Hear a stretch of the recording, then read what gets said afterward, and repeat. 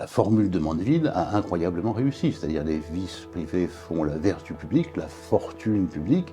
Le monde actuel est à peu près 100 fois plus riche que le monde de 1700. Et de fait, le capitalisme a réussi. Mais à quel prix? Le prix est exorbitant. Le prix, c'est la destruction du monde.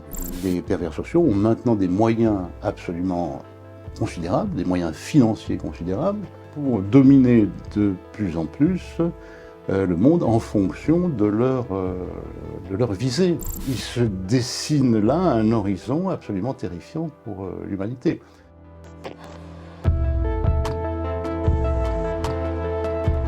Bonjour Daniel Robert Dufour. Bonjour. Bienvenue à Crépuscule. Merci beaucoup.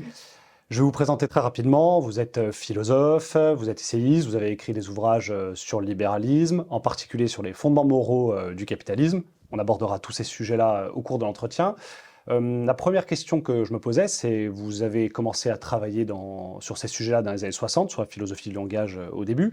Donc vous avez vécu, si je puis dire, dans votre parcours et de votre vivant, cette inexorable montée du néolibéralisme. Quel regard vous jetez sur cette évolution? Est-ce que c'était ce déchaînement, on va dire, des forces du marché à l'international, au niveau planétaire, était selon vous inéluctable? Écoutez, je pense qu'il faut effectivement resituer les choses historiquement. Dans la période que vous mentionnez, il y a eu un événement majeur, évidemment, ça s'appelle mai 68, tout le monde le sait.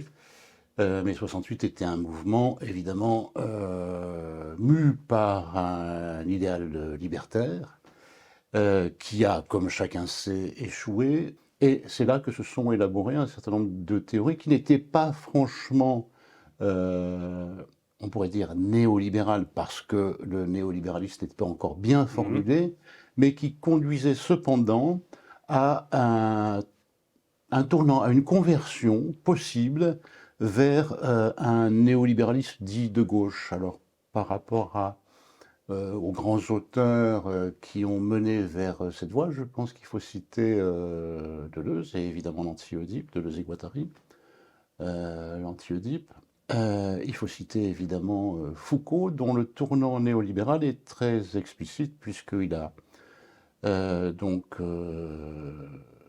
énoncé son séminaire Naissance de la biopolitique, qui porte donc sur l'art libéral et néolibéral de gouverner, en 68, si je me souviens bien, et qui a amené donc toute une réflexion qui ont permis cette réorientation et qui finalement s'est emparé d'une partie de ces jeunes qui ensuite ont vieilli et sont passés, ont occupé un certain nombre de places dans la pensée construite, le journalisme et voire le champ politique.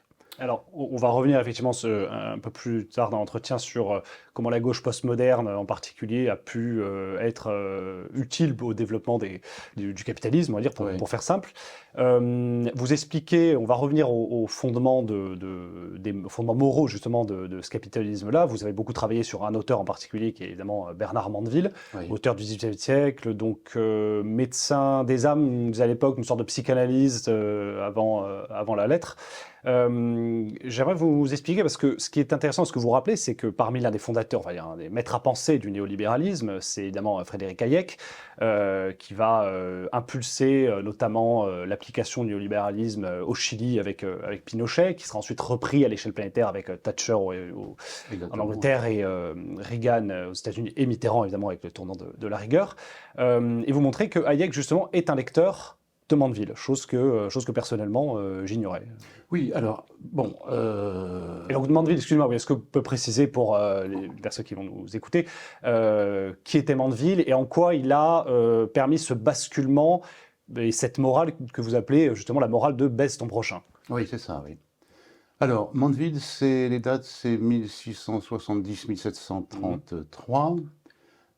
Il est effectivement... Alors, il a fait ses études de philosophie et de médecine dans ce qu'on appelait à l'époque les Provinces-Unies, aujourd'hui la Hollande ou les Pays-Bas. Et il part en Angleterre en 1690-92. Et il s'installe à Londres comme médecin des passions de l'âme. Donc on dirait effectivement psy aujourd'hui. Et je crois qu'on a raison de dire psy, même si c'est psy avant la lettre, hein, puisque donc on est quand même à 2 siècles avant le freudisme, puisque il met au point une méthode thérapeutique qui le présente en 1711 dans un traité des passions hystériques et hypocondriaques. Et cette méthode consiste essentiellement à écouter celui qui souffre, le patient, le malade. Bon. Mandeville constate, le médecin Mandeville, donc le médecin des passions de l'âme, comme on disait à l'époque, constate que quand il laisse ces patients hystériques, de préférence chez les femmes, hypocondriaques de préférence chez les hommes, parler, au bout d'un certain temps, ils vont mieux. Ils se libèrent d'une façon des carcans moraux qui pèsent sur eux et ils subissent moins de culpabilité, donc de se sentir coupables pour des choses réelles ou imaginaires qu'ils auraient faites. Donc ils vont mieux. Et Mandeville, qui est un esprit extrêmement vif, se dit, bon, ça marche du point de vue individuel, on réussit à atténuer un certain nombre de souffrances, mais d'un point de vue collectif, qu'est-ce que ça pourrait produire? Et là, il écrit une fable, il avait déjà écrit une partie de cette fable en 1704, mais il l'a publiée en 1714, donc la fameuse fable des abeilles. Et la morale de sa fable, elle est contre-intuitive, c'est, je résume, hein, les vices privés font la vertu publique. Donc l'idée, c'est si chacun cherche son propre intérêt, c'est ça. À la fin, en fait, tout ça s'égalise, si je puis dire, et participe au bien commun. Quoi. Exactement. Donc les vices privés font de la vertu publique. Ça veut effectivement dire que c'est tout à fait nouveau et d'une certaine façon révolutionnaire. Il faut bien comprendre que pour l'époque, c'est une rupture. Oui, bien sûr, c'est une rupture, parce que on pensait à l'époque que pour que le tout soit vertueux, il faut que chacune des parties soit vertueuse. Les parties qui composent la société, il faut que chacune des parties soit vertueuse, et on obtient un tout vertueux. Et Mandeville propose une solution absolument contre-intuitive. On peut obtenir un tout vertueux avec des parties vicieuses. Alors, parmi les vices, il y a évidemment le vice d'avidité. Pas seulement, mais notamment le vice d'avidité, l'égoïsme, qui va être repris ensuite par toute la tradition libérale qui, à partir de Mandeville, va se mettre en place, notamment avec Adam Smith, avec le fameux self-love d'Adam Smith, qui va donner donc naissance à l'économie politique libérale, qui, depuis donc 3 siècles, n'a fait que croître et multiplier jusqu'à s'emparer et posséder le monde. Et donc l'idée de Mandeville, c'est pourquoi est-ce qu'il dit cela? Pourquoi est-ce que les vices privés feraient la vertu publique? Mais parce que les vices privés, c'est surtout le moment où vous essayez de, disons, tricher avec l'autre, pour lui prendre quelque chose, pour lui extorquer quelque chose.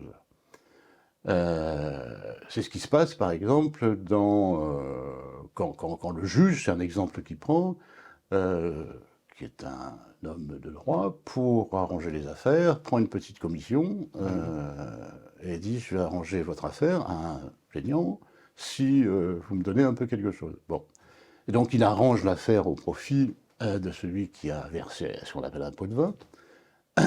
Et donc le juge se retrouve à la tête de pot de vin en pot de vin, d'une petite fortune assez coquette, et va devoir évidemment dépenser son argent. Ça ne sert à rien de le mettre dans des chaussettes, dans un bas de laine, sous un matelas. Donc il va devoir le dépenser. Et pour le dépenser, par exemple, il va se faire construire une belle maison. Donc il va faire travailler un architecte. Ensuite, cette maison, il va falloir la décorer. Donc, il va faire venir des décorateurs, il va falloir qu'il ait des statues dans sa maison, donc des sculpteurs, des peintures à son effigie, etc., etc., etc., etc. Donc, le vice privé du début du juge va contribuer à la vertu publique, puisque ça va faire travailler un certain nombre de personnes qui, autrement, n'auraient pas travaillé. Donc, vous voyez, c'est ça l'idée. Donc, c'est une idée, donc, je répète, absolument contre-intuitive. Vice privé égale vertu publique. Alors, oui, parce que dans la fable des abeilles, ce qui se passe, c'est que les abeilles décident à un moment, en fait, chacun participe à sa propre, enfin, à son propre enrichissement d'une certaine manière, et en fait, la ruche est riche d'une certaine manière, elle est très productive, mais en revanche, les abeilles veulent être honnêtes. Donc elles décident, c'est ça, d'être honnêtes, et au moment où elles décident d'être honnêtes, voilà. en fait, ça s'écroule, voilà. c'est plus aussi rentable, on va dire. Voilà, alors il découvre un immense problème moral, qui est le problème avec lequel Freud aura travaillé ensuite pour fonder son sujet freudien, c'est que ce sujet est sujet, nous sommes sujets à la culpabilité. Donc on peut faire se livrer à ses vices privés, mais il y a toujours une instance morale en vous qui dit « t'aurais pas dû faire ça, c'est pas bien, etc. » C'est ce qu'on a appelé ensuite le surmoi chez Freud. Et donc ce surmoi parle aux abeilles, parce que les abeilles ont aussi un surmoi, et dit ce que vous avez fait, c'est pas bien, donc le juge entend que ce qu'il a fait, c'est pas bien, etc. Et pris de remords, sujet à la culpabilité. Et donc, la deuxième partie de la fin des abeilles, chez Mandeville, c'est que font ces abeilles sujettes à la culpabilité? Eh bien, elles décident de devenir honnêtes. Elles deviennent honnêtes, et la ruche, qui était riche, s'appauvrit, puisqu'il n'y a plus de poche d'argent créée d'une façon un peu frauduleuse, à dépenser. Donc les métiers des arts et des lettres dépérit, tout ce qui était un peu dispendieux, mais nourrissait quand même la civilisation, puisque ça fait partie des arts, toutes ces pratiques, tout ceci disparaît progressivement, et la ruche finit pauvre dans le creux d'un arbre, à la merci donc de prédateurs qui évidemment s'en réjouissent et font disparaître le reste de la ruche. Donc la morale de Mandeville, c'est vous voulez devenir honnête, ben d'accord, devenez honnête, mais dans ce cas-là, acceptez de disparaître. Ou si vous voulez vivre bien, vous enrichir un peu, profiter d'une certaine, ce qu'on appelle aujourd'hui croissance, eh bien il faut accepter une dose à décider entre nous de malhonnêteté, de vice, et qui donc imprègne toutes les parties de la société. C'est la condition pour que le tout soit vertueux. Alors c'est ça, cette idée-là, elle était scandaleuse. Hein. C'est pour ça que j'aimerais comprendre comment cette morale-là, si je puis dire, parce que c'est ce que vous expliquez dans vos ouvrages, a infusé et est venue à se répandre, si je puis dire, non pas généraliser, parce qu'il reste encore, certaines personnes qui se tiennent, enfin on va dire comme ça, mais comment elle a infusé au niveau de... alors j'évoquais Hayek, mais peut-être voilà, je vais vous laisser nous expliquer un peu cette trajectoire, cette itinéraire. Voilà, alors c'est scandaleux. Ce que dit Mandeville est scandaleux. Il est condamné en 1723 par le tribunal du Middlesex en Angleterre. Ses ouvrages sont mis à l'index. Il va être traduit en France à 2 reprises. La première fois par Madame du Châtelet, qui est la maîtresse de Voltaire. Voltaire, d'ailleurs, était en Angleterre en 1727-1728, et donc a assisté au scandale Mandeville en Angleterre, et a été extrêmement intéressé par tout ce que disait Mandeville sur la nécessité d'une partie vicieuse dans la société pour que ça produise donc des effets finalement positifs. La deuxième traduction, c'est 1740, c'est traduit en français, et en 1745, le livre est mis à l'index en France et brûlé par le bourreau sur la place publique, donc à Paris, et sur toutes les places d'Europe. Donc l'idée scandaleuse, et Mandeville, qui avait été extrêmement célèbre, commence à rentrer dans un relatif oubli. L'oubli sera scellé d'une certaine façon par Adam Smith, qui reprend les grandes thèses de Mandeville, mais en les blanchissant. Parce que Donc Mandeville, il faut dire qu'à l'époque, son nom avait été transformé en Angleterre en Mandeville. Mandeville devient Mandeville, l'homme du diable.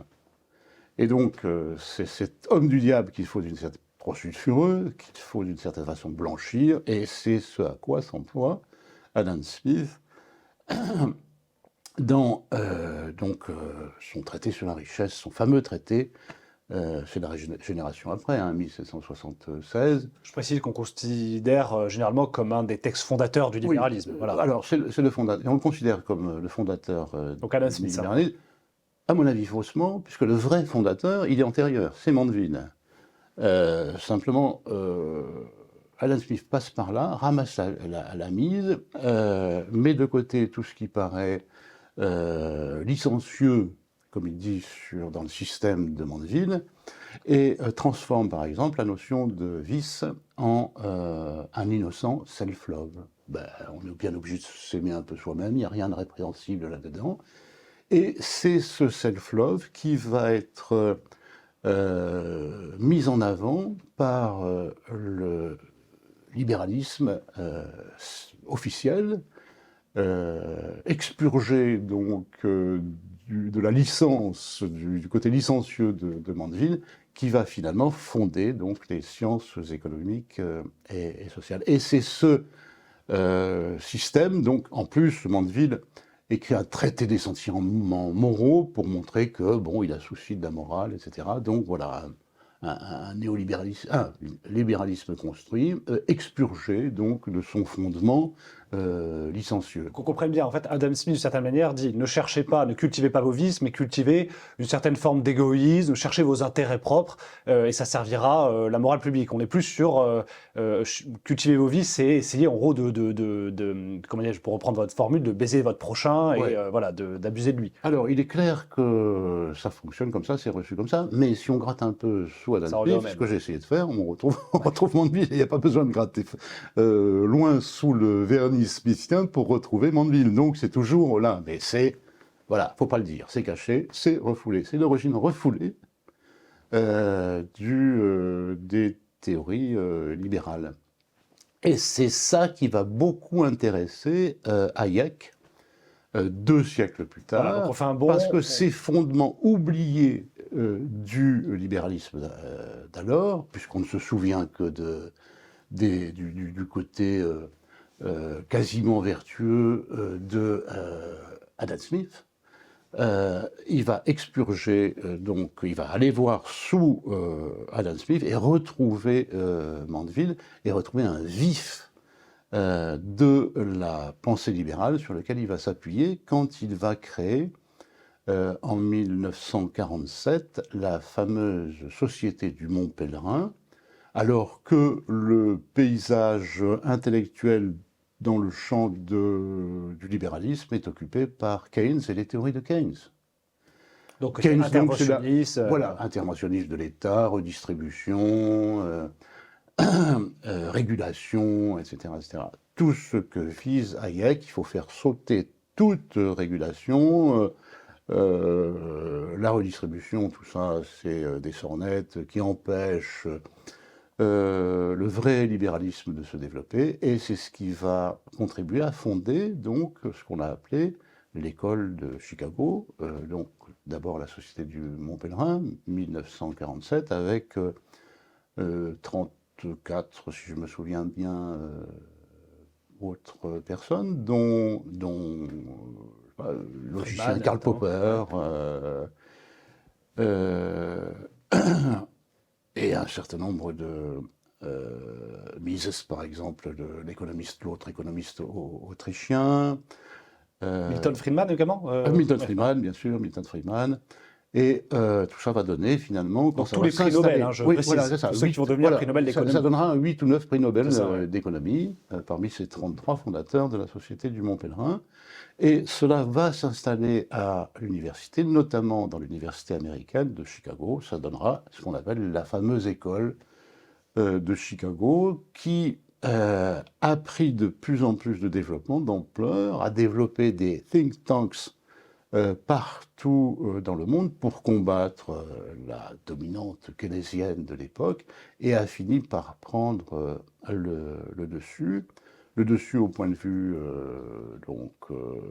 intellectuel, et puis par la dominance de cette idée forte au moment où donc, le keynésianisme était un peu en difficulté vers la fin des 30 glorieuses, donc ça a été l'époque, à partir des années, c'est marrant, on retrouve cette date, 1968, avec donc une chute, ce qu'on a appelé en France, donc c'est la fin de l'époque des 30 glorieuses, et c'est à ce moment-là que surgit donc ce dont on parlait au début, 68 en France, dans cette époque où donc les tenants du capitalisme pensent qu'il faut se libérer de l'ancien mode de régulation keynésien du capitalisme pour passer à un nouveau mode, qui est le mode hayekien ou de l'école de Chicago ou néolibéral, qui finalement s'est mis en place tout au long des années 70 et qui s'est affirmé par donc la venue au pouvoir en 1979 de Margaret Thatcher en Grande-Bretagne, en Angleterre, et de Reagan aux États-Unis en 1980. Et donc là, ça a été le triomphe absolu de ce qu'on a appelé ensuite le néolibéralisme. Et Hayek ne s'est jamais caché de la référence très forte qu'il avait à Mandeville. Au contraire, il l'a affirmé, en dépit du côté un petit peu sulfureux de Mandeville. Par exemple, il a fait plusieurs conférences à l'Académie britannique sur ce qu'il appelait le mastermind, c'est quand même pas rien, le maître à penser, Mandeville, donc qui réhabilitait Mandeville comme tenant d'un marché que rien ne doit entraver, que l'État ne doit pas contrôler, etc., et qui se motive de lui-même pour se développer toujours plus et apporter, soi-disant, à tout le monde ensuite donc les fruits de la croissance promise. Alors, je vous posais la question parce que vous avez évidemment évoqué Reagan, Thatcher. En France, ce sera Mitterrand avec le virage, le tournant de la rigueur de 83, où la gauche permet cette conversion à l'économie de marché, avec des figures, comment dirais-je, représentatives, Bernard Tapie, évidemment, d'ailleurs, à qui on a consacré récemment une série, qui vont incarner cette logique-là. J'ai l'impression qu'aujourd'hui, on envie j'ai l'impression que comment dire, la France n'était pas trop, n'avait pas un imaginaire totalement soluble dans cette vision-là d'un capitalisme assez agressif. Aujourd'hui, j'ai l'impression qu'on envie totalement l'aboutissement, notamment dans les comportements, dans la manière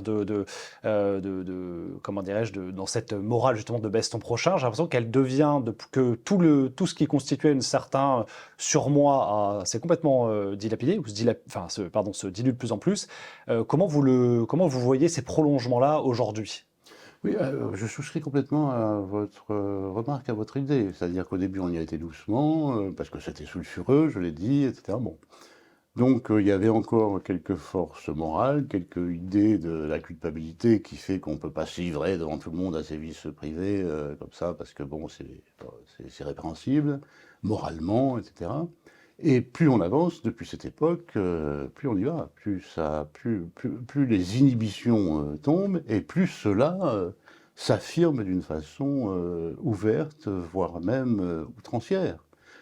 Je pense, par exemple, vous voyez ce qui s'est passé en Angleterre, pas en Angleterre, en Argentine avec l'élection du nouveau président il y a un an, Milei, qui se présente comme un libertarien, donc tenant d'un néolibéralisme agressif où tout doit être permis, tous les coups sont permis. Et donc il affiche une désinhibition complète, donc stigmatisant les uns, accusant les autres, détruisant tous les services publics, les syndicats, privatisant des rues dans Buenos Aires, etc. Ça va jusque-là. Les écoles, évidemment, les universités, destruction des services publics, etc. pour que le marché fonctionne de façon sans aucune retenue. Voyez l'élection de Trump. Trump n'est pas quelqu'un qui se présente comme un personnage retenu. Au contraire, il affiche une désinhibition complète, accusant donc de tous les maux, même imaginaires, des gens qu'il n'aime pas et qui peuvent se mettre en travers de sa route, etc. Et donc on assiste à un tournant qui dépasse même Mandeville. Je dirais qu'on assiste, l'issue de tout ça, c'est on arrive dans un monde qui me semble de plus en plus sadien, je dirais. Et c'est pas un hasard. Sadien, du coup. Oui. Sadien, oui, sadien. C'est-à-dire où la désinhibition pulsionnelle doit se montrer et devient un spectacle qui doit s'afficher et qui fascine d'une certaine façon des gens qui sont encore retenus, qui étaient névrosés autrefois et qui se tenaient dans des limites morales, mais qui aujourd'hui sont de plus en plus fascinés par le spectacle au sens de Debord, hein, le spectacle de la libération pulsionnelle qui doit s'afficher absolument partout, dans tous les états, de toutes les attitudes, pour montrer que il n'y a pas de retenue à ce à quoi chacun a droit et veut. Et ça se diffuse absolument partout. J'ai parlé de Milei, j'ai parlé de Trump, mais ça se diffuse aussi au plan cette désinhibition pulsionnelle, au plan des individus qui, de plus en plus, ne revendiquent que c'est mon plaisir, je fais comme je veux, donc j'ai pas de compte à rendre à personne, etc. Donc, Oui, plus que la question en fait des gouvernements politiques, moi c'était ce que je vous demander, c'est que on voit vous parlez effectivement des individus, je ne sais pas si vous êtes sur les réseaux, sur YouTube ou ce genre on a énormément de vidéos, ce qu'on appelle des shorts désormais, des vidéos courtes qui circulent, énormément d'influenceurs aujourd'hui qui n'ont plus du tout de limite à insulter notamment comment dire, les personnes modestes qui seraient pauvres, de revendiquer une volonté d'écraser l'autre dans le business. Alors sans doute que ça a toujours été, enfin ça fait longtemps que ça existe, mais là, avec une espèce vraiment de dilution du surmoi, et j'ai l'impression que ce modèle-là infuse de plus en plus les jeunes générations, notamment parce que ces vidéos sont sur des plateformes où il y a majoritairement des jeunes, avec des effets. On va parler dans quelques minutes de la question du sujet du pervers social, justement, qu'engendre ce système-là. Mais je me demande vraiment de ce que ça provoque, comment dirais-je, dans la vie en société. C'est est-ce qu'on peut vivre dans une société où chacun est destiné à je reprends encore votre formule, à se baiser l'un l'autre, à vraiment abuser d'autrui et à le détruire. Est-ce que d'une certaine manière, il y a une espèce de limite comment dirais-je, anthropologique qui s'opposera à ça. Voilà, j'aimerais vraiment vous entendre sur ce sujet-là, parce que maintenant, cette approche-là est massifiée, notamment par les réseaux. Exactement. Exactement. Les réseaux sociaux sont les porteurs de cette idée qu'il faut donc s'affirmer au détriment de l'autre, couillonner l'autre, le baiser. C'est le titre de ce livre que j'ai Baisse ton prochain, qui correspond qui touche très profondément la structure psychique même des individus, notamment parce que vous avez bien mentionné comme étant la question du surmoi. Si on fait un petit détour du côté des théories freudiennes, le surmoi, c'était le représentant de la loi morale dans l'individu. Freud n'a jamais caché que le surmoi venait très directement de la philosophie kantienne, qui donc oblige à considérer l'autre comme une fin en lui-même et non pas comme un moyen pour réaliser mes propres fins, pas seulement comme un moyen pour réaliser mes propres fins.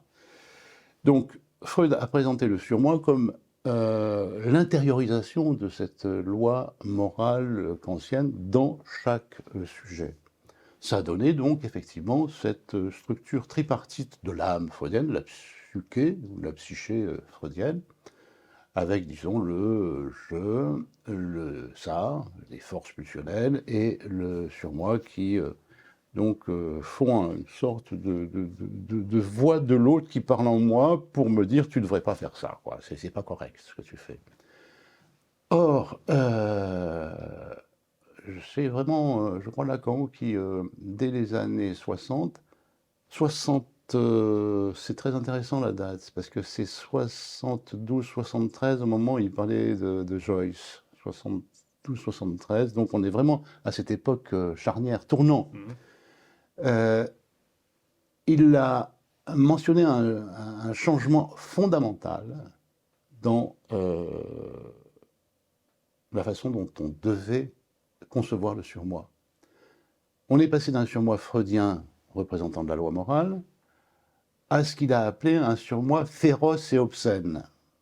Surmoi féroce et obscène, c'est celui qui s'adresse au sujet non plus pour lui dire « tu n'aurais pas dû faire ça » ou « tu ne devrais pas faire ça », mais celui qui s'adresse au sujet, à l'intérieur, la petite voix du surmoi qui parle, pour dire « vas-y, fonce, fais-le ». Et si tu ne le fais pas, t'es un con, quoi.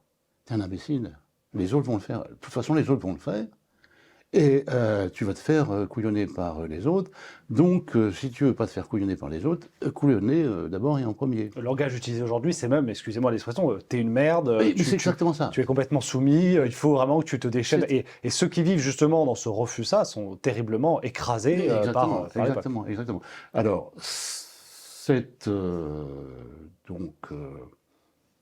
modèle, si on peut appeler ça un modèle, mais pas au sens amoral du terme, au sens moral, ce modèle amoral, il est effectivement soutenu, diffusé par les réseaux sociaux qui, pour l'essentiel, attisent et excitent la haine de l'autre, l'emprise sur l'autre, comme étant un moyen pour s'affirmer soi-même et pour réussir, y compris au détriment de l'autre. Alors ça diffuse tellement loin que ça va non seulement dans la structure psychique des individus, mais je dirais dans les superstructures religieuses.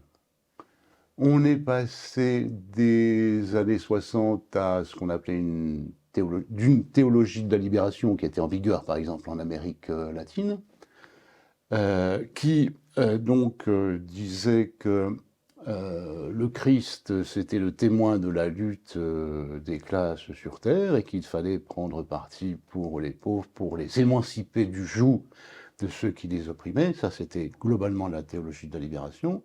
C'est un prolongement en fait du marxisme christianisé. Oui, voilà, un marxisme christianisé, si vous voulez, oui. On est passé de ça à une théologie de la réussite qui se fait notamment entendre dans toutes les sectes protestantes néo-évangéliques. Je rappelle que Mandeville était un calviniste et que les calvinistes sont extrêmement présents dans tous ces mouvements évangélistes et donc qui avancent que si vous réussissez à vous élever socialement, peu importe les moyens, c'est que vous êtes reconnu par l'autre.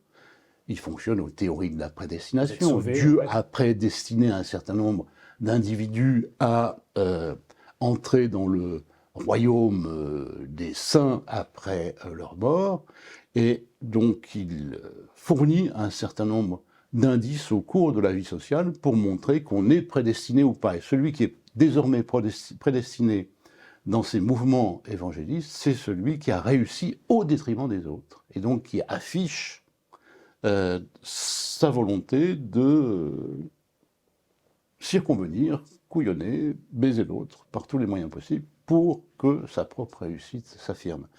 Donc, du point de vue profondément de l'intérieur du surmoi et du point de vue des discours religieux sociaux, il y a une convergence qui s'est mise en place et qui fait qu'on entre dans ce monde où tout est permis.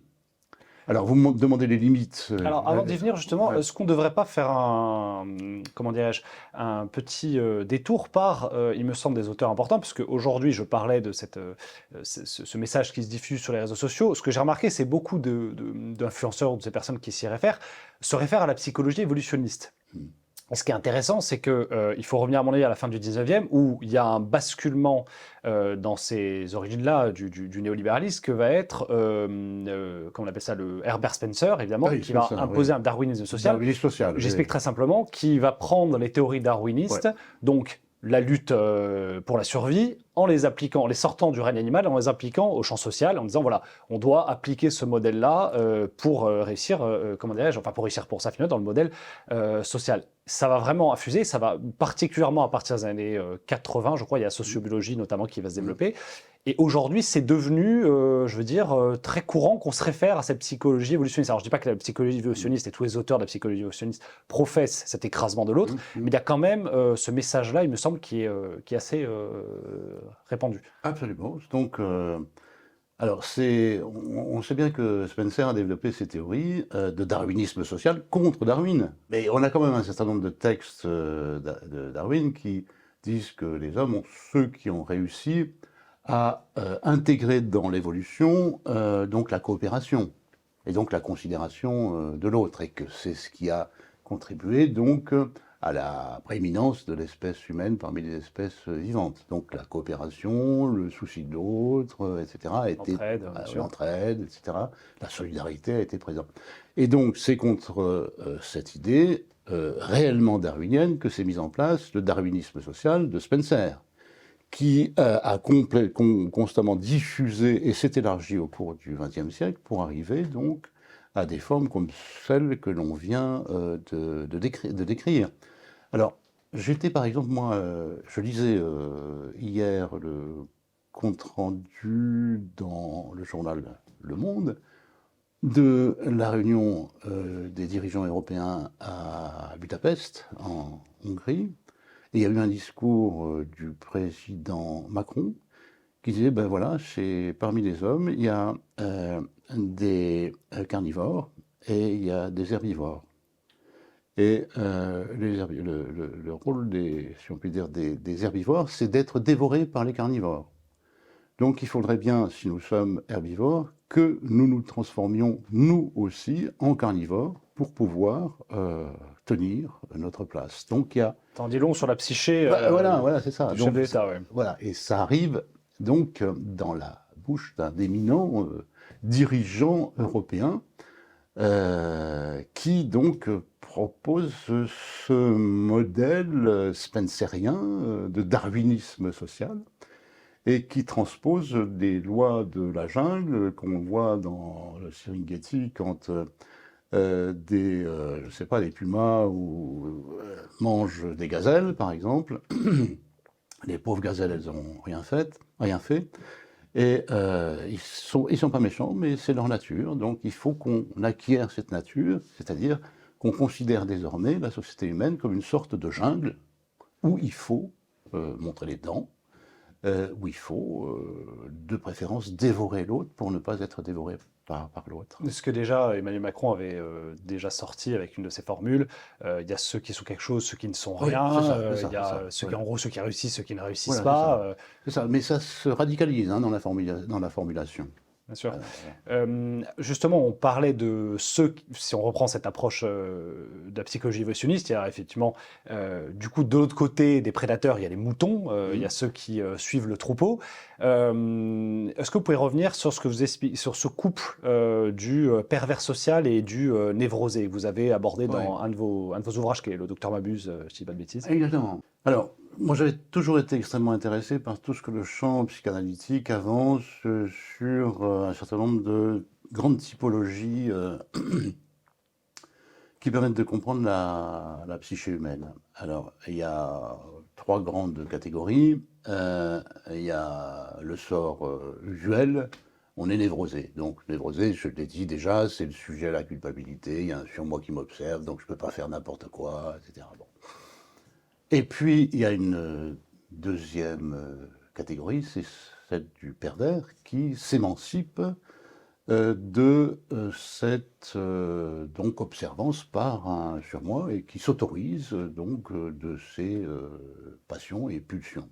Et il y a une troisième catégorie dont je ne parlerai pas, qui correspond à la psychose, donc qui est un peu hors champ social. Mais les 2 premières sont très présentes dans le champ social.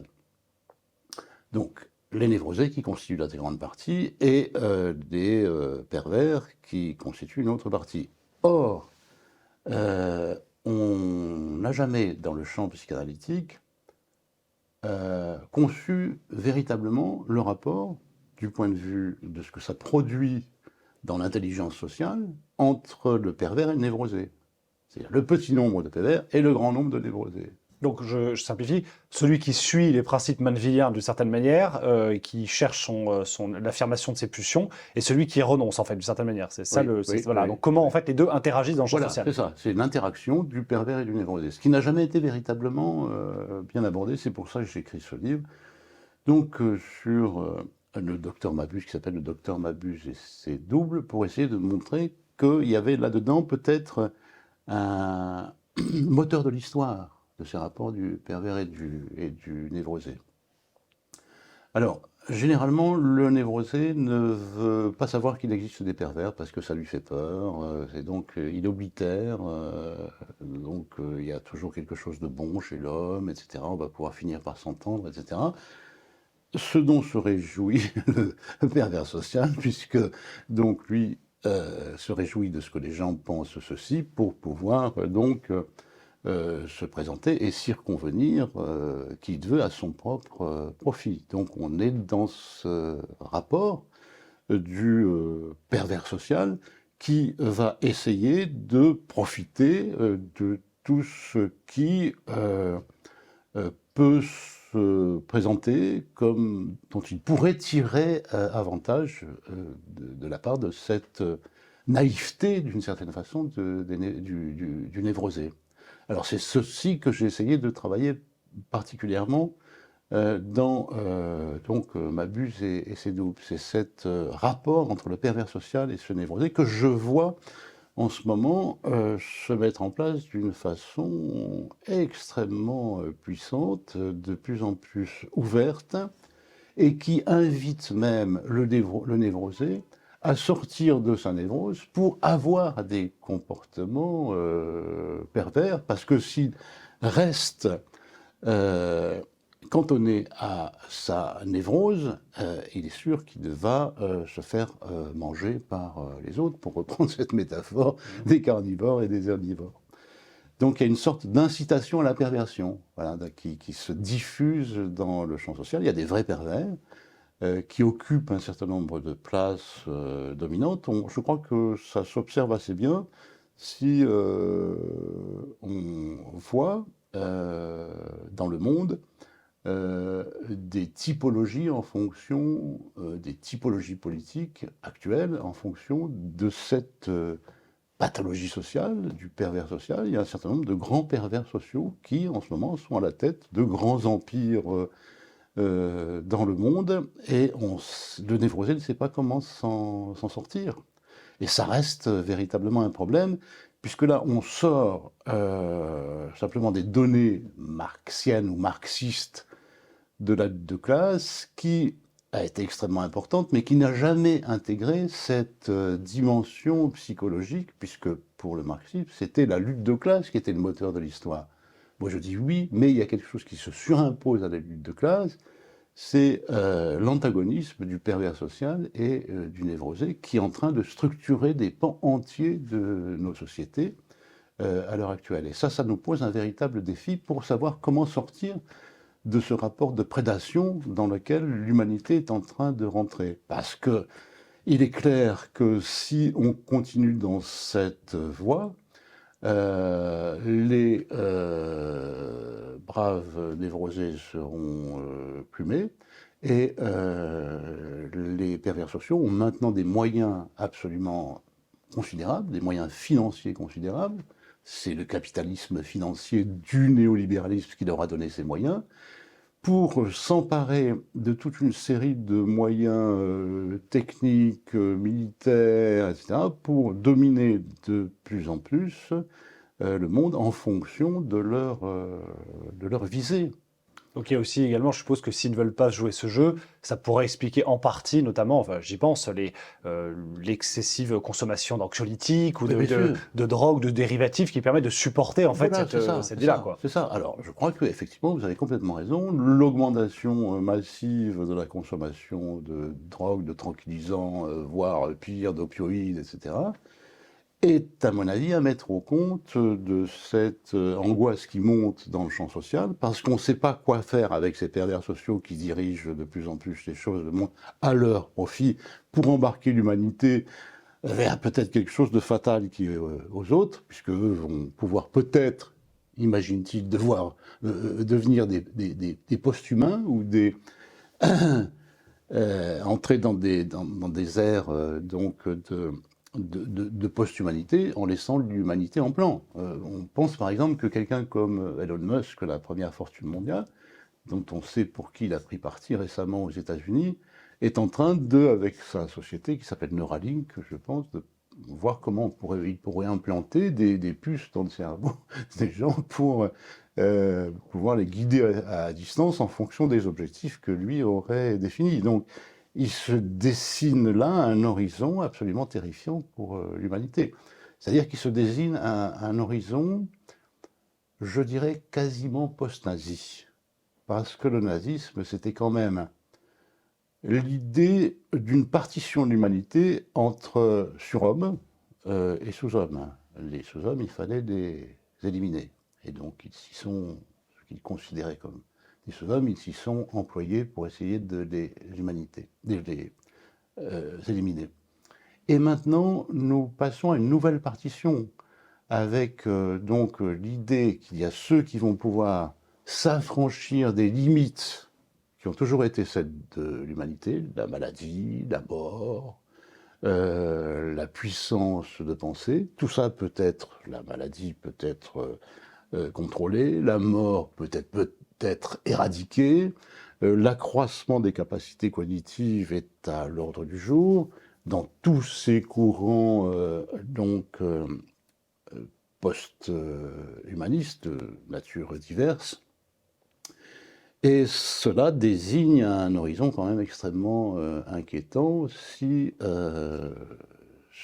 ces pervers sociaux qui dirigent le monde et qui sont à la tête de technologies et de fortunes considérables accroissent encore leur pouvoir. Et vous expliquez que le saut technologique actuel engendrerait une humanité un peu surnuméraire, c'est-à-dire de gens qui seraient bien complètement sûr. inutiles et mis au banc de Mais la bien société, sûr, quoi. c'est pour ça qu'on retrouve cette partition post-nazie entre des surhommes, ceux qui se pensent tels, et ceux qui seraient considérés comme des sous-hommes, qui sont bons à être abandonnés ou à vivre dans des conditions extrêmement précaires, avec un peu de drogue et de divertissement pour qu'ils supportent leurs conditions. C'est pour ça que je vous posais la question, parce que la question de l'entraide est évidemment très traitée en anthropologie, et c'est un Oui, invariant, on va dire, justement, en anthropologie, quelle que soit la bien situation, sûr. on retrouve ça. Donc j'ai envie de dire que ce qui se passe sous nos yeux, c'est quasiment une non-civilisation. C'est-à-dire, est-ce qu'on peut imaginer par l'esprit une société où justement chacun essaie de se plumer à droite à gauche, sans plus aucun soutien d'entraîne, sans common decency, pour reprendre un terme orwellien. Est-ce que est-ce qu'on peut l'imaginer, quoi? C'est ça l'idée. Je crois qu'on est contraint d'imaginer en regardant ce qui se passe. C'est-à-dire que où tout cela va-t-il, si ce n'est vers un horizon comme celui que vous venez de décrire. Donc même si on a des retenues parce que nous pensons que nous participons à une commune humanité, la communauté humaine, nous sommes bien obligés de repérer des signes de scission exacerbés par donc ce que j'appelle les pervers sociaux dans cette communauté humaine qui commence à introduire une divergence extrêmement inquiétante. Il y a une question qui revient dans ce sujet, qui est la question écologique, la question des ressources. Est-ce que ça, c'est pas un frein demain, par exemple, à l'extension notamment donc du capitalisme, cette volonté de prédation? Est-ce qu'on peut penser que en fait, les limites inhérentes que vont imposer notamment potentiellement l'effondrement d'écosystèmes, de disponibilité énergétique, est-ce que c'est un des espoirs que justement ça mette un terme, et est-ce que ça vous semble être une hypothèse fondée? J'aimerais bien qu'elle soit fondée, mais je ne suis pas sûr. Alors, si je recule jusqu'au fondement donc, et au démarrage du capitalisme moderne, comme je l'ai fait en partant de Mandeville, c'est-à-dire au premier temps de la première révolution industrielle anglaise, disons au début, vraiment les premiers temps du XVIIIe siècle, avec la formule de Mandeville a incroyablement réussi, c'est-à-dire les vices privés font la vertu publique, la fortune publique. Le monde actuel est à peu près 100 fois plus riche que le monde de 1700. Il y a 10 fois plus d'habitants sur Terre. En moyenne, ça ne signifie pas grand-chose, les moyennes de ce point de vue-là, mais 10 fois plus riches, donc 10 fois plus d'individus, 10 fois plus riches qu'en 1700, ça produit un monde 100 fois plus riche. La moyenne de vie à l'époque de Mandeville était de 25-26 ans, elle est de 70-71 ans maintenant, donc il y a une réussite de ce capitalisme qui a réussi à conjurer la fatalité qui pesait sur l'humanité, qui avait été parfaitement vue par Hobbes, par exemple, la pénurie. La pénurie, on se bagarre pour le maigre ressource qui existe et ça produit la guerre de chacun contre chacun, pour aller vite chez Hobbes. Donc, Mandeville, qui connaissait bien Hobbes, a proposé quelque chose qui permettait de surmonter la pénurie qui avait souvent caractérisé l'humanité. Et de fait, le capitalisme a réussi. Mais à quel prix? Le prix est exorbitant. Le prix, c'est la destruction du monde, puisque il faut exploiter toutes les ressources. Pour exploiter toutes les ressources, il faut détruire le monde, il faut salir le monde, il faut excaver des pays entiers, il faut exploiter tout ce qui peut être exploité, la moindre énergie, il faut aller chercher toutes les ressources minières, énergétiques, pétrolières, carbonées dans les sols, gaz, pétrole que l'on rejette évidemment dans l'atmosphère sous forme de CO2 quand il est brûlé, ce qui fait un gaz à effet de serre qui produit des effets donc, de réchauffement climatique et de destruction des grands écosystèmes, à quoi on assiste maintenant d'une façon complètement tragique et qu'on ne sait pas comment enrayer. Et donc, par rapport à ça, que fait-on? On met en place des COP.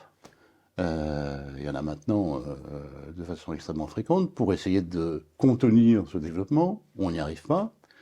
Et il est très probable que pendant que la destruction continue, pendant que le Titanic coule, et bien, l'orchestre financier continue à jouer et à chanter. Donc,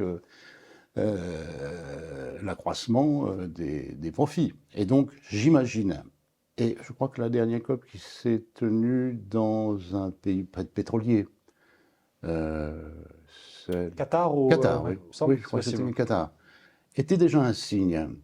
C'est-à-dire que je pense que de plus en plus, les freins, qui sont les freins donc, que l'on peut opposer au développement incessant des techniques de l'exploitation énergétique, des ressources, de l'énergie, des énergies carbonées, etc.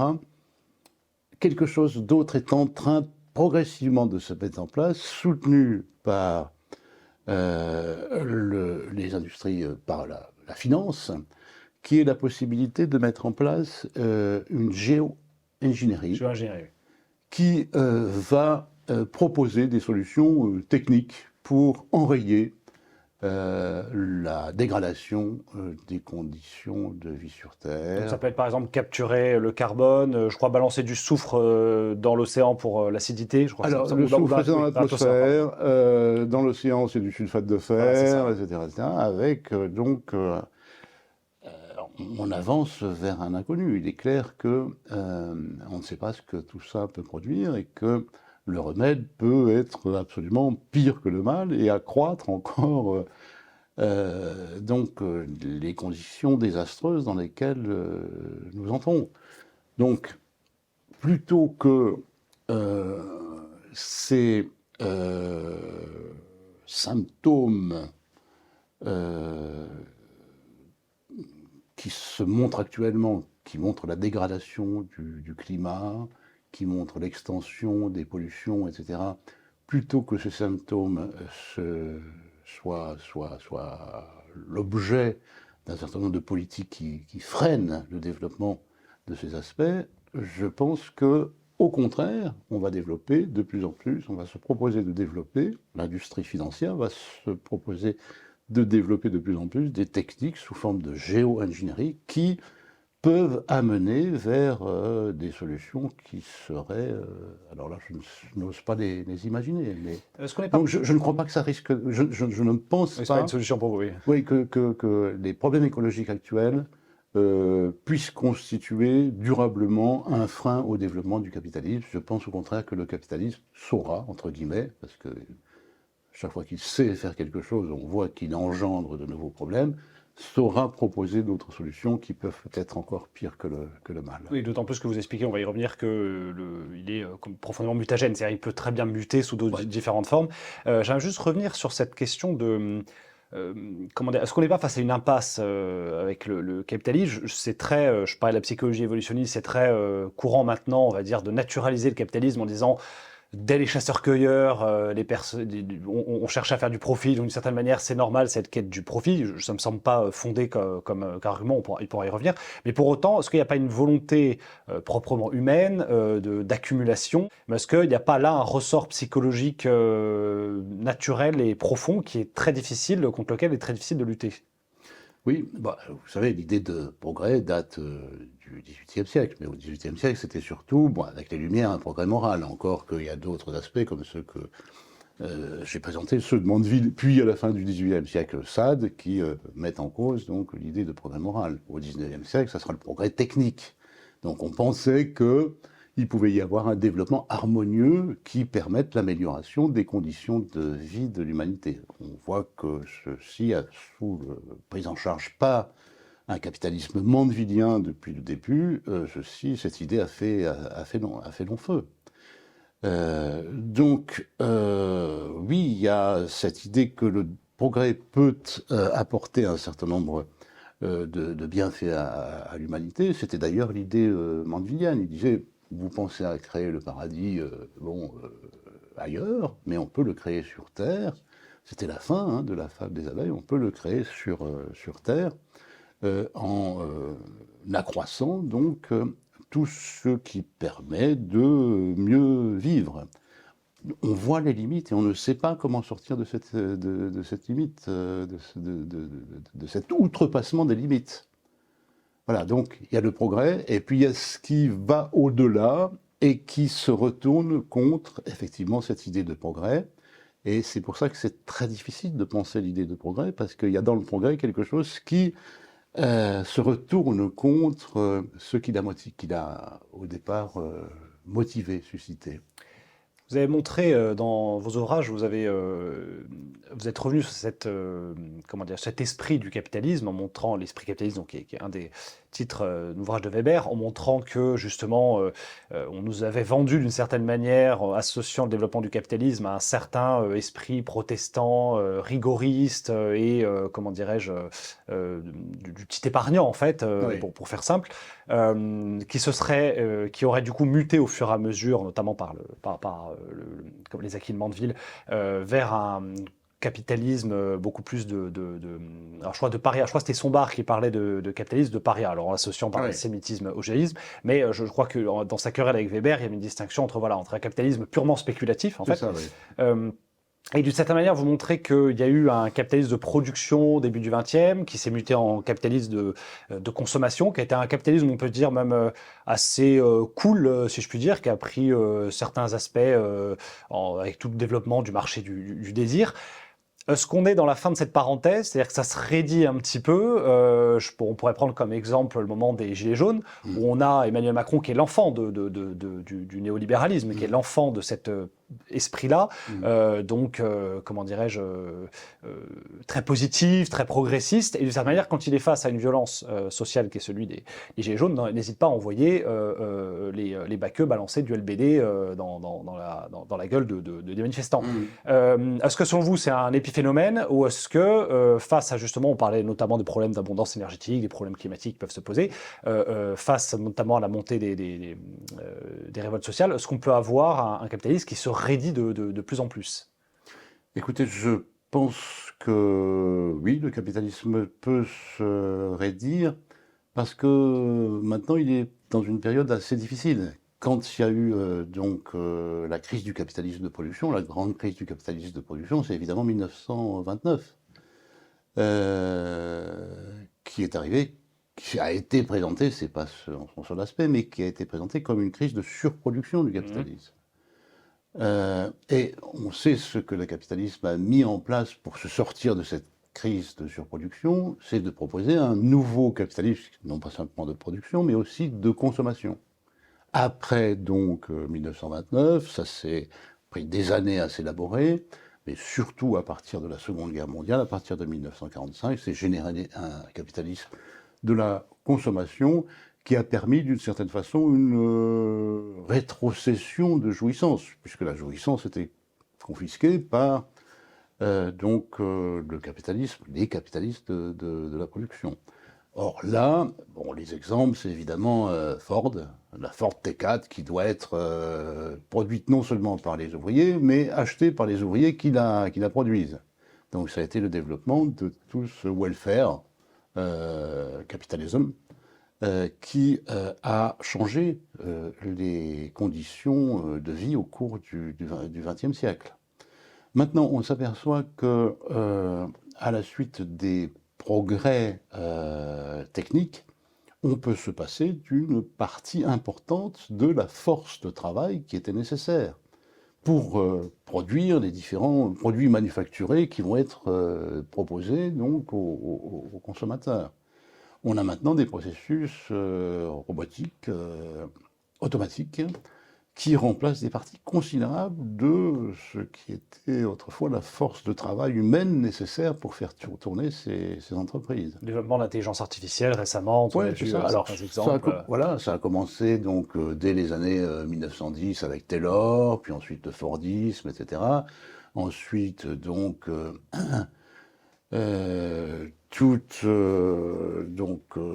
ce qui a été mis en place par la chaîne de production, par le temps de travail qui a dépouillé les ouvriers qui étaient porteurs, comme leur nom l'indique, d'une œuvre, de l'œuvre potentielle de laquelle ils étaient capables, pour leur faire des tâches de plus en plus mécaniques et répétitives. Et puis maintenant, avec donc l'intelligence artificielle et les progrès de robotique et numérique, on se passe même d'une partie, il restera toujours une petite partie, mais on se passe de l'essentiel d'une partie de cette force de travail.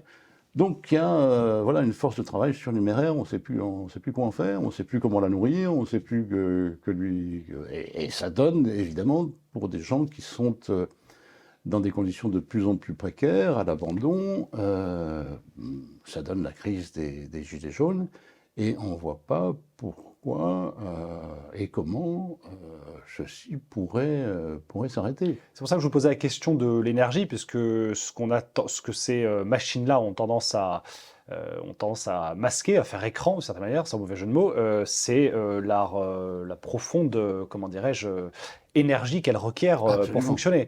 Ce qui devient du coup un enjeu aujourd'hui stratégique, géopolitique très important, évidemment, parce qu'il y a des lieux d'extraction, notamment de tout ce qui sert à faire fonctionner les batteries électriques, c'est un exemple parmi tant d'autres.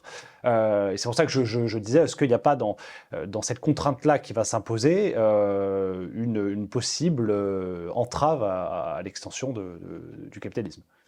Oui, franchement, Vous n'êtes pas très optimiste. Il y a une entrave, mais non, mais je suis pas très optimiste parce que je pense que le capitalisme, c'est À de la ressource pour rebondir. c'est contourné, surmonté, y compris dans des solutions provisoires plutôt qu'on trouvait, mais même si elles sont bancales, et aggravent la situation en général. Il sait comment faire pour trouver ces solutions. Et par rapport à la question que vous me posiez sur l'accroissement de ces crises sociales, oui, mais elle se passe sur un fond de certaines dépolitisation. On l'a vu parce que même ces populations sont atteintes par ce symptôme l'individu qui aurait toute une série de droits, etc. On parle des gilets jaunes, là, par exemple, on parle de ce genre de Ouais, mouvements sociaux, oui, oui, d'accord. bien Oui. sûr, bien sûr, bien sûr. Oui. Oui, qui n'arrivent plus à se constituer avec, comment dire, à se structurer et à faire un vrai mouvement politique à part entière capable Voilà, de c'est renverser ça. la table, Leur quoi. incapacité de structuration, par exemple politique, est un symptôme de ce qu'on appelle, à tort à mon avis, l'individualisme qui atteint maintenant des parties importantes de la population.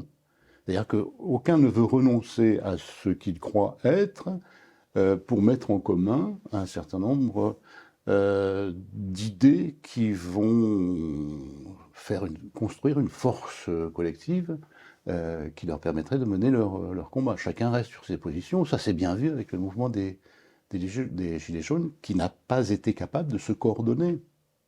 Et donc, je ne vois pas de solution à ce. Donc, accroissement des révoltes et en même temps des révoltes qui ne mènent pas à des propositions construites qui permettraient d'avancer d'autres solutions. Oui, d'ailleurs, puisqu'on parle de ce sujet-là, vous me reprochez assez souvent à une partie de la gauche postmoderne, on va dire, celle des années 60, je veux dire Foucault, Derrida, Deleuze, d'avoir d'une certaine manière balayé le schéma marxiste de, pour faire simple, prise de l'État, renversement dictature du prolétariat, enfin renversement du capitalisme selon la théologie marxiste progressiste habituelle, enfin canonique. J'aimerais vous entendre là-dessus parce qu'effectivement, cette gauche postmoderne a quand même bien infusé. Alors, elle nous est revenue en passant par les États-Unis et en devenant la French Theory. Est-ce qu'elle est venue, selon vous, parasiter justement ce combat social, et notamment parce qu'elle est très portée sur la revendication des minorités, du droit des individus, pour revenir à ce que vous disiez à l'instant. Est-ce qu'elle a une part de responsabilité là-dedans?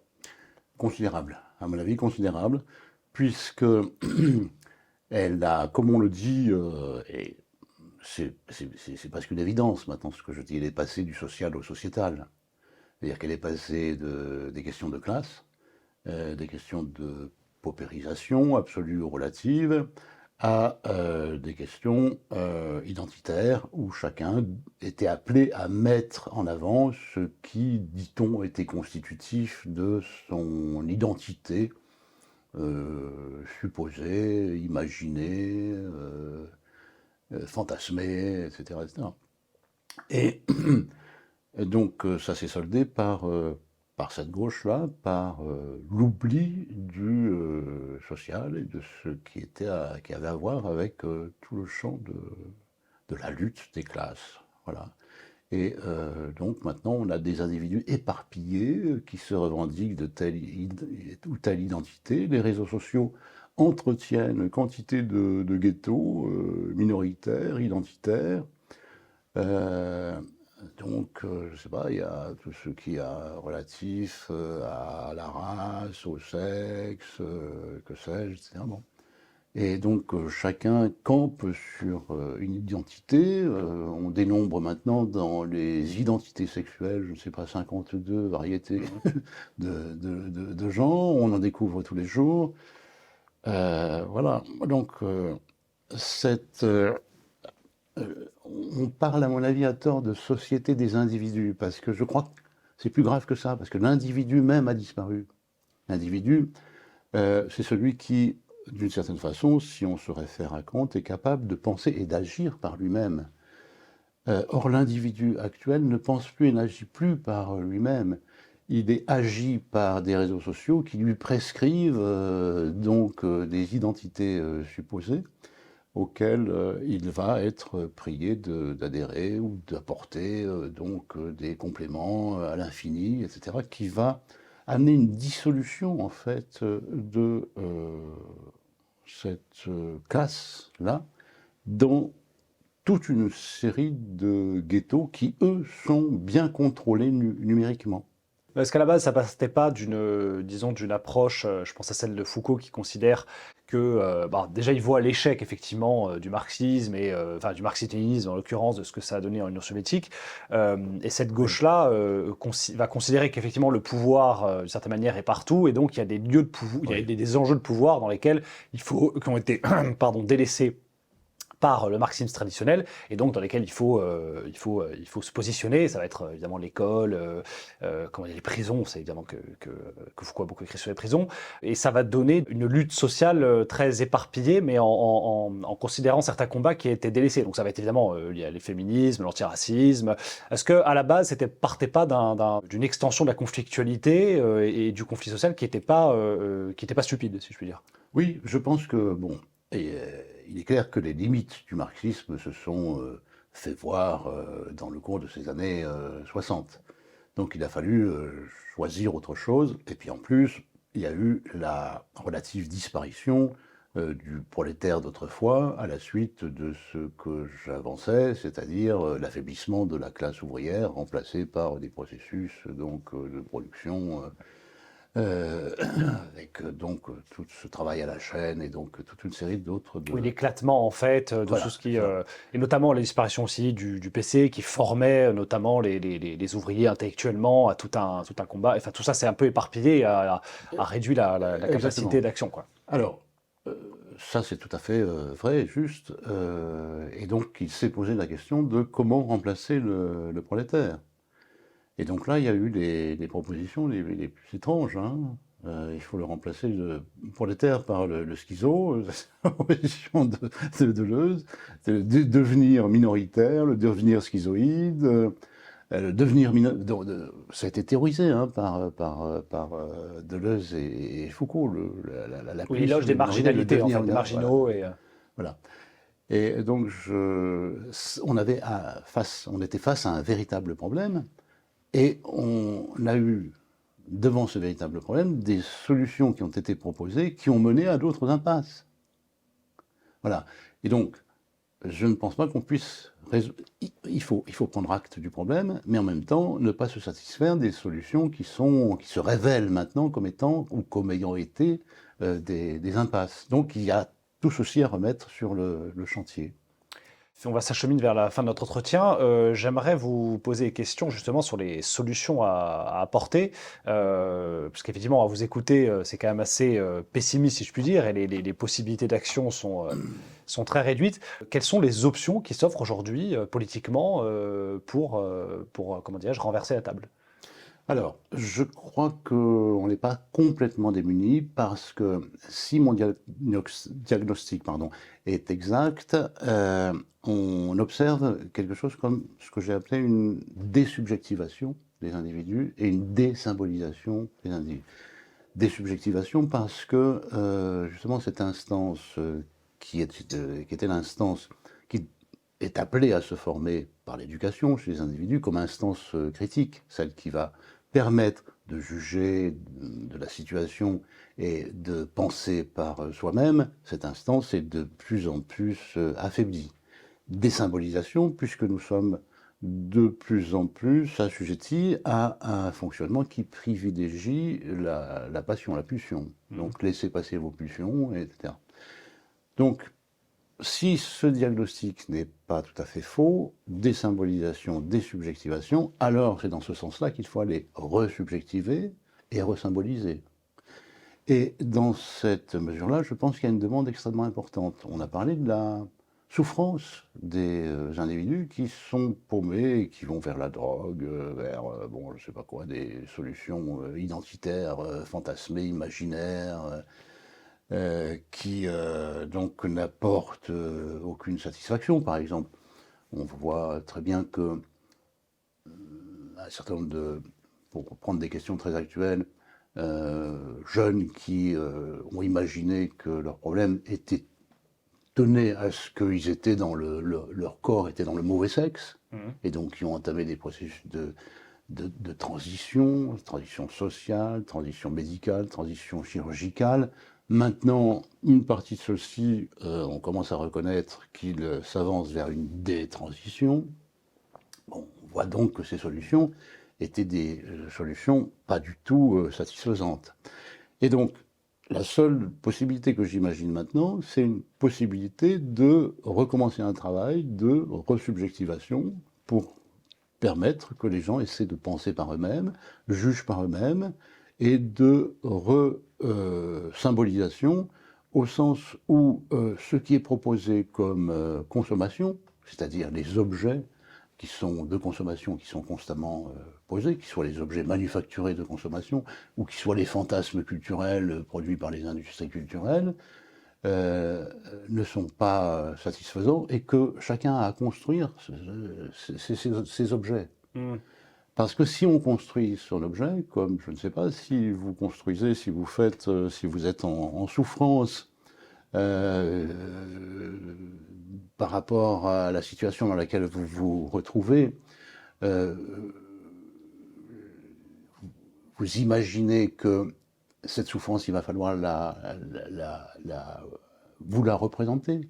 Il va falloir la donner à lire, à comprendre à l'autre. Donc là-dessus, il y a tout un travail subjectif à faire. Vous pouvez faire un livre, une chanson, un poème, discuter, créer des groupes critiques, etc. Tout ce travail est à reprendre, est à refaire. C'est-à-dire tout le travail critique qui permettait donc la subjectivation qui a fonctionné pendant longtemps dans la civilisation occidentale, c'est tout ce travail qui est à reprendre, je crois. Et là, il y a tout un horizon culturel, éducatif, qui pourra à terme, me semble-t-il, déboucher sur des individus qui pourront à nouveau penser et agir par eux-mêmes. Il y a également des espaces comment dirais-je, de communauté, de solidarité qui sont également possibles aujourd'hui. Mais exactement, ça fait partie. Parce que un individu, quand je dis il faut reconstruire un individu n'existe pas tout seul, il n'existe par rapport aux autres. Donc je ne peux être individu que par rapport à ceux qui sont aussi d'autres individus que je reconnais comme tels. Donc on a besoin de tous ces réseaux de connaissances et de reconnaissance pour se reconstruire comme individu, c'est-à-dire c'est ce qui est menacé en ce moment. C'est pas simplement, c'est l'environnement bien sûr, c'est notre survie dans les conditions difficiles dans lesquelles nous nous trouvons maintenant du fait de l'extension des pollutions, de la dégradation des écosystèmes, etc. Mais c'est aussi notre survie subjective et psychique. Et je pense que c'est par là qu'il faut commencer. Après, on verra comment tout cela peut prendre forme pour avancer vers d'autres solutions politiques qui auront pris acte, je ne sais pas, de l'échec du marxisme et de l'impasse des autres solutions. Donc je crois que c'est dans ce sens-là de la resubjectivation qu'il faut essayer de recommencer le travail. Alors ce sera ma dernière question du coup. Qu'est-ce que vous venez un peu d'y répondre d'une certaine manière, qu'est-ce que vous donneriez à un jeune comme conseil, à un jeune de 20 ans aujourd'hui qui serait inquiet et désespéré de l'avenir devant lequel, de l'horizon qui se dessine devant lui? Qu'il pense, qu'il se donne tous les moyens critiques pour penser, pour se construire une autonomie. L'autonomie, elle n'est jamais donnée d'emblée, contrairement à ce qu'on dit, parce que maintenant, par exemple, on dit qu'un enfant de 3 ans est autonome quand il sait lasser ses chaussures. L'autonomie, c'est pas ça. L'autonomie, c'est être capable de penser et d'agir par soi-même. Ça prend des années. Donc il faut lire, il faut aller voir les grands auteurs, il faut les assimiler, il faut en tirer tout ce qu'on peut en tirer jusqu'au moment où on pense que par soi-même, on a quelque chose à dire et à ajouter à ce qui a déjà été produit par les aînés, d'une certaine façon. Et là, on attend qu'une nouvelle génération s'exprime et nous donne quelque chose qui n'a jamais été pensé. Donc je pense que c'est vraiment des questions il y a une vraie question qui se pose au niveau de la paideia actuelle. Voilà. Et c'est pas un hasard que l'école soit en si mauvaise posture actuelle, en si mauvaise conditions. Je crois que c'est par là qu'il faut recommencer, par une paideia qui vise à la construction et la reconstruction d'un individu parmi d'autres individus qui sont et qui seront capables de penser par eux-mêmes. Alors paideia, pour ceux qui ne connaissent pas, donc c'est l'éducation grecque, c'est ça, de formation du citoyen. Formation du citoyen, voilà, c'est ça. Oui. Et c'est je crois par là que une question que la citoyenneté justement pourrait revenir. Dany Robert Dufour, merci. Grand merci à vous.